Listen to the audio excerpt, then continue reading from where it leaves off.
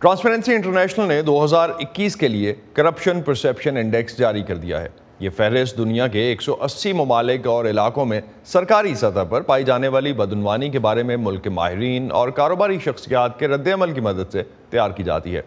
Transparency international کے مطابق سن 2021 میں 27 ممالک بدعنوانی کے لحاظ سے اپنی تاریخ کی خراب ترین سطح پر تھے، جبکہ دنیا بھر میں بدعنوانی کی سطح میں کوئی نمایاں تبدیلی نہیں ہوئی۔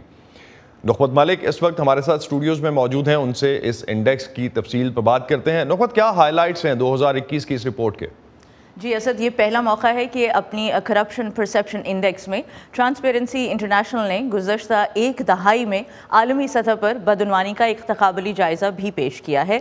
رپورٹ بتاتی ہے کہ دنیا کے 131 ملکوں میں ایک دہائی کے دوران بدعنوانی کی صورتحال جوں کی توں رہی۔ اس عرصے میں 25 ممالک میں صورتحال نمایاں طور سے بہتر ہوئی ہے، لیکن 23 ممالک میں بدعنوانی کی صورتحال میں واضح تنزلی ہوئی۔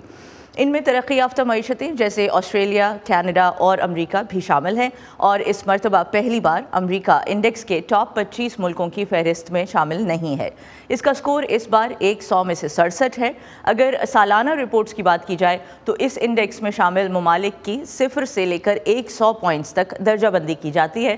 جس کا سکور 100 کے قریب ہوگا اس ملک میں بدعنوانی کی سطح کم ترین ہوگی۔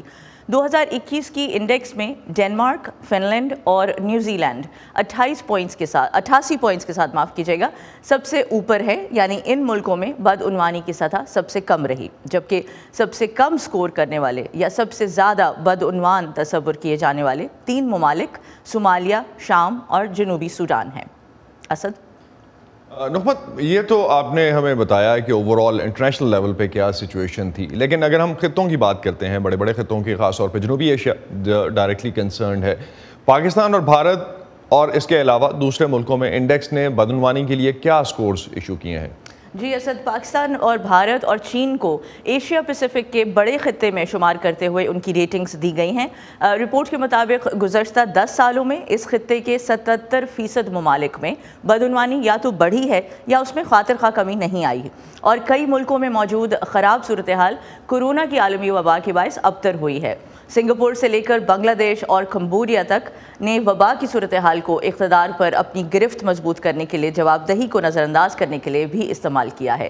پاکستان کے سکور کی بات کریں تو پاکستان کا سکور اس سال بھی 100 میں سے 30 سے اوپر نہیں جا سکا اور 28 پر ہے، جو ملک میں بدعنوانی کی صورتحال پر قابو پانے کے لیے کوئی خاطر خواہ کوششیں ظاہر نہیں کرتا۔ بھارت نے 100 میں سے 40 پوائنٹس سکور کیے ہیں، اور ٹرانسپیرنسی انٹرنیشنل کے مطابق بھارت پر نظر رکھنے کی ضرورت ہے، کیونکہ وہاں کرپشن کو قابو میں رکھنے والے میکنزمز کمزور ہو رہے ہیں، بنیادی آزادیاں خطرے میں ہیں۔ اور افغانستان میں جو صورتحال ہے، افغانستان 100 میں سے 16 سکور کرنے پر اگرچہ درجہ بندی میں بہت نیچے ہے، لیکن ٹرانسپیرنسی انٹرنیشنل کے مطابق اس سکور میں پہلے سے قدرے اضافہ ہوا ہے۔ اسد؟ دنیا میں بدعنوانی کے ساتھ ساتھ ٹرانسپیرنسی انٹرنیشنل نے شہری آزادیوں کی صورتحال کا بھی جائزہ لیا ہے، اس پر آپ کے پاس کیا ڈیٹیلز ہیں؟ جی اسد، اس بارے میں ٹرانسپیرنسی انٹرنیشنل کہتی ہے کہ 2012 کے بعد سے جن 23 ممالک کا بدعنوانی کا سکور بڑھا، ان میں سے 19 ملکوں میں شہری آزادیوں کے سکور میں بھی نمایاں کمی آئی، اور 2020 میں انسانی حقوق کے کارکنوں کے قتل کے 331 مقدمات درج ہوئے ہیں، جو 98% ان ملکوں میں کیے گئے ہیں جنہوں نے کرپشن انڈیکس میں 45 سے کم سکور حاصل کیا، یعنی بھارت، پاکستان، افغانستان اور افریقی خطے کے ممالک۔ اور جہاں تک ریکمنڈیشنز یا تجاویز کی بات ہے، جو ٹرانسپیرنسی انٹرنیشنل کا کہنا ہے کہ تمام ممالک کو بین الاقوامی یا ٹرانس نیشنل بدعنوانی سے لڑنا ہوگا، حکومتوں کے اخراجات پر شفافیت لانی ہوگی اور اختیارات کا احتساب کرنا ہوگا۔